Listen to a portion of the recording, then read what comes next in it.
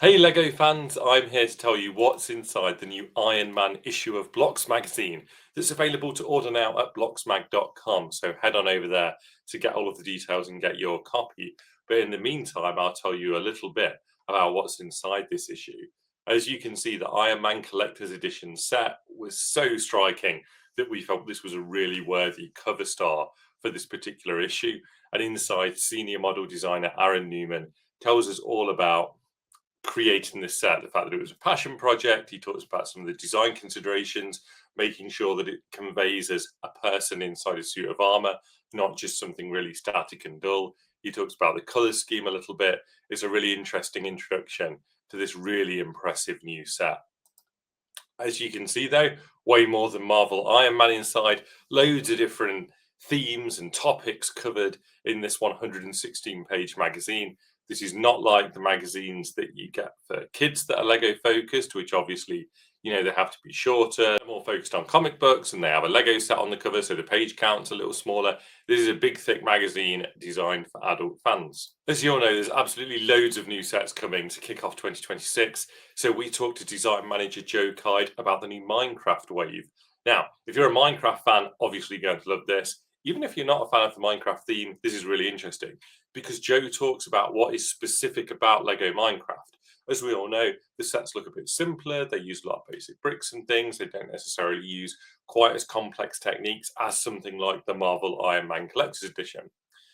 But they have a really specific aesthetic that has to be considered, that has to be thought about, that the designers have to figure out how to translate things from Minecraft into Lego and find a balance between the two different visual styles. And Joe can talk about this in really interesting detail. He also talks about the new sets that are out this year. Specifically, the Pale Garden set is a focus because that's one that Joe designed personally. And Joe's like a big fan of Mothman, and Mothman's in that set as a Minecraft minifigure. So it's really interesting to get his take on that and why that was special for him.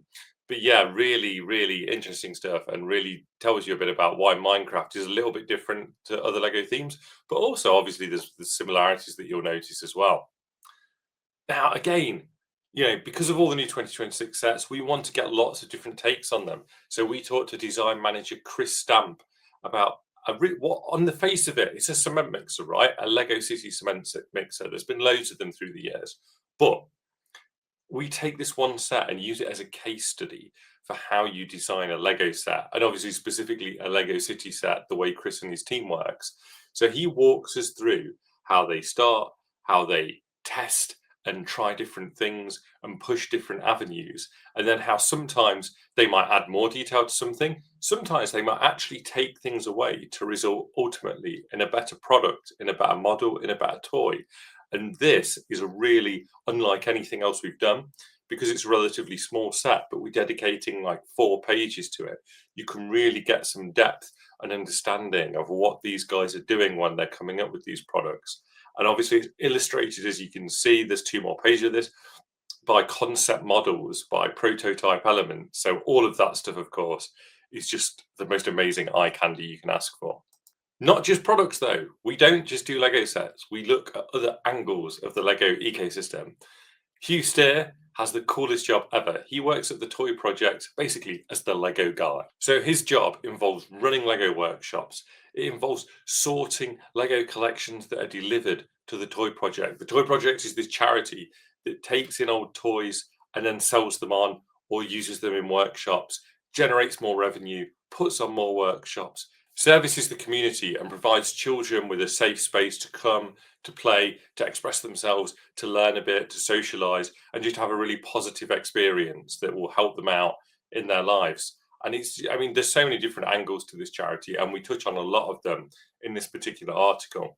So yeah, it's just really fun to hear about a really different profession within the Lego brick world. And it's just really fun and really cool, and you'll probably just wish you had Hugh's job by the end of reading it. And of course, we're looking at some of the amazing creations that people have made.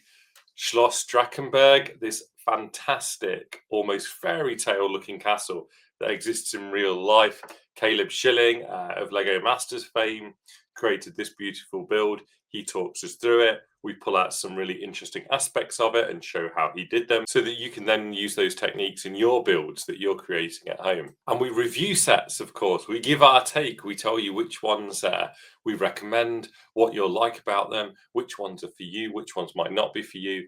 And The Goonies gets a careful eye from Dave Cartledge. He loves that film, so it's great to get his take on the model. And then Kat reviews the new Wicked for Good sets. That film has been such a big deal, so it's great to hear what the sets are like and get a sense of which ones are worth adding to your collection. They're so colourful, they're so wild. There's a mix of mini dolls and mini figures. So, I mean, it's pretty safe to say there's probably something in the theme if you like the film that you'll want to get and start building. So that is your taste of what's in this issue of Blocks magazine. I don't have the spread to share on screen, but one I'll mention is we talked to someone who created a Bricklink Designer Program set that was selected but could not go forward to crowdfunding. So that is a fascinating story that you get in this month's magazine. So be absolutely certain to check this out. It's available at blocksmag.com. I think you'll really get a kick out of it if you're a Lego fan. You know, if you're not sure about it, buy a single copy, see what you think. But to be honest, I think this really will enrich your Lego life. The team who work on it are all fans of Lego. We all work super hard to craft a magazine that is specifically tailored for other Lego fans.